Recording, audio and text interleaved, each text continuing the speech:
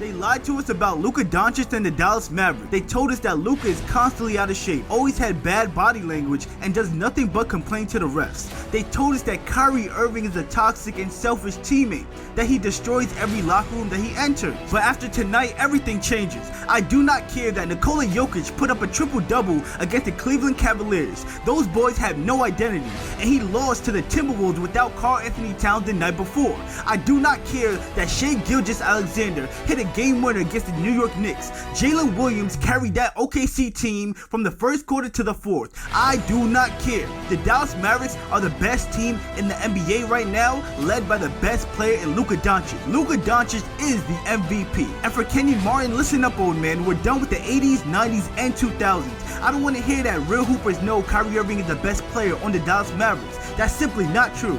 Kenny Martin, if you played in today's NBA, your role would be to keep the Gatorades cold, the towels fresh, and the bench warm for Luka when he's ready to take a seat. How is it that Luka Doncic and the Dallas Mavericks have been dominating the NBA for the last few weeks now and nobody's talking about it? Before we get to that, welcome back to another video here with your boy NBA Addict TV, where we provide the latest NBA content on the tube. Before we get started, make sure to leave a like, subscribe, comment down below, turn on post notifications. Now let's get straight to the video. The Dallas Mavericks currently sit at the 5th seed in the Western Conference, and since the trade deadline and a couple of tweaks of the starting lineup, they have been relentless. I mean, on the offensive and defensive end, we've seen some things from Luka Doncic that I did not expect to see this season. No, I'm not talking about the triple doubles. No, I'm not talking about the 73-point game, and I'm not even talking about the fact that he's shooting a career high from 3 at 37% on about 10 attempts a game. What I'm referring to is the pace. For the last few years, in fact, since Luka Doncic got drafted to the Dallas Mavericks, they've been one of the slowest teams in the league in terms of the pace that they play at. I actually made a video before the season started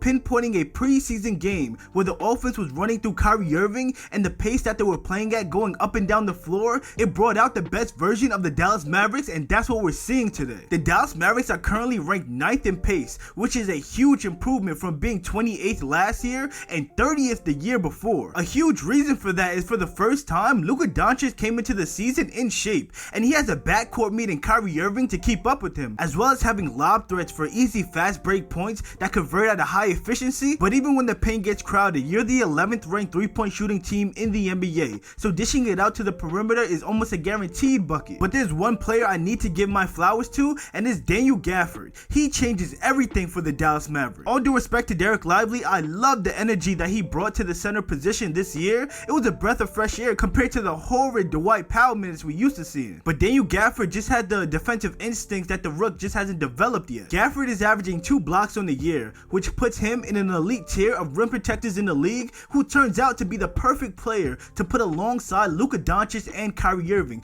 In fact, he's a part of one of their most efficient lineups, which includes Luka Doncic, Kyrie Irving, Derrick Jones Jr., PJ Washington, and Daniel Gafford. Despite what you think of this Dallas Mavericks team, over the last 15 games, they've shown stretches of playing some elite defense. I mean, they're top 5 in offense and top 10 in defense. Shout out to Derrick Jones Jr., PJ Washington, Josh Green when he's healthy, and of course Gafford and Derek Lively. I even gotta give some credit to Jason Kidd. He showed tonight that he's capable of installing a defensive scheme and it be effective. Like tonight, they were blitzing Jalen Green in a pick and roll, and it completely threw him off his game. The Dallas Mavericks have finally built the perfect team to support Luka Doncic. They got him a co-star in Kyrie Irving. They built shooters around him, got him a rim protector and a lob threat that doesn't take away from what he does. Hey, don't be surprised if you end up seeing the Dallas Mavericks in the NBA Finals this year.